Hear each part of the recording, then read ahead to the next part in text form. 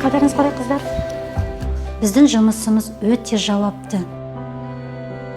Әрбір жолдама бойынша дәрі-дәрмектің дұрыс қарау, науқасқа жауапкершілікпен қарап, оның қауіпсіздігіне қарап, сезбейді қаласыз, алаңдамаңыз. Өте жіңішке не?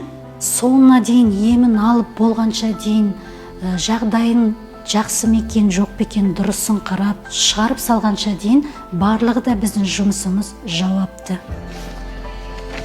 Мен Айнұр Маженова. Осы елдің азаматымын, осы қоғамның мүшесімін. Қазір екпе кабинетіне барамыз. Жақсы ма? Анализдер тапсырғаннан кейін, сосын анашымен қауышасың, жақсы ма? Сәлематсыздар ма қыздар? Адамның психологиясына қарап тұрамыз. Науқастар келгенде қорықпайын деп тұрғанның өзінде көзінің прям жалтақтап қорқып отырғанды көріп қаламыз. Жасың нешеде сенің? 7-те. Сен бұрындары қан тапсырып бедің? Иә. Ештеңеден қорықпайсың ғой? Ой, мықты жігіт екенсің. Ақырын, баппен сөйлеп. Ой, қандай керемет баласың. Көзің қандай әдемі, шашың қандай әдемі. Қыз балалар болса сырған қандай әдемі.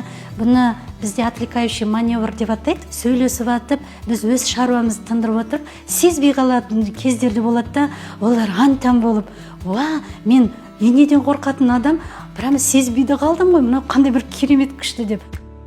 Жақсы бір позитив беруге тырысамыз. Мына емнен кейін прям жақсарып кетесіз.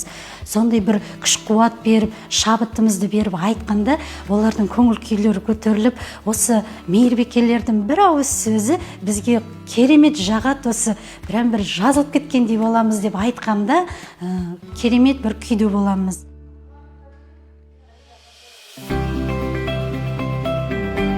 Мамандықты әркім өз жүрегімен таңдайды. Мектеп қабырғасында оқығанда да ұстаздар айтатын, алдын ала болашағыңды білу керексің. Мейірбикелік оқуды оқыдым, дәрігердің оқуына тұрмыс құрып кеттім да, арғы оқи алмадым, бірақ өкінбеймін. Мейірбике болуда, ол да бір үлкен мамандардың бірі.